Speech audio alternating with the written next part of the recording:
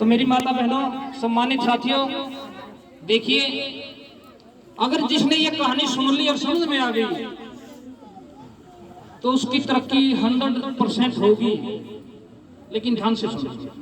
एक बार एक साहूकार था। अब साहूकार के पास बहुत सारे चंदन के बाग थे पहले, और जिस गांव से वो गुजर रहा था उस गांव के लोगों का जो व्यवसाय था वो लकड़ी काटना, उसका कोयला बनाना और मार्केट में बेचना, ये व्यवसाय था। उससे जो पैसा, गरीबी बहुत थी, तो साहूकार ने सोचा कि क्यों ना मैं अपना एक चंदन का बाग इन गांव के लोगों को दे दूं।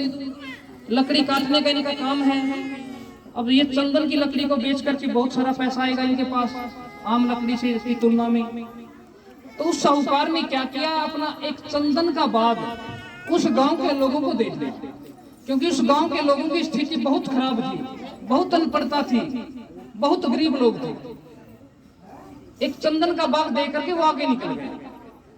लेकिन उस गांव के लोगों को उस चंदन की लकड़ी की वैल्यू का पता नहीं था कि चंदन की लकड़ी आम लकड़ी से कितनी ज्यादा महंगी होती।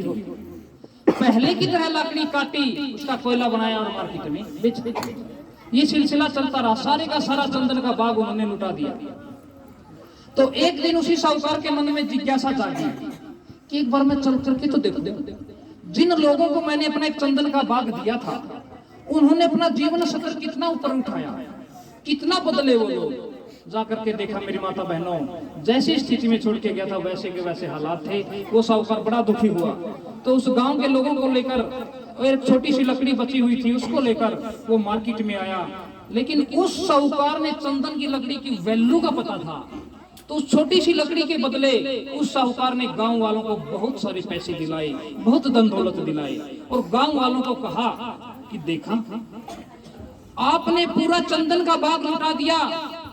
अगर आप लोगों को चंदन की लकड़ी की वैल्यू का पता होता, आपको कितना पैसा मिलता, कितनी धन दौलत मिलती, आपका जीवन स्तर ऊपर उठ जाता।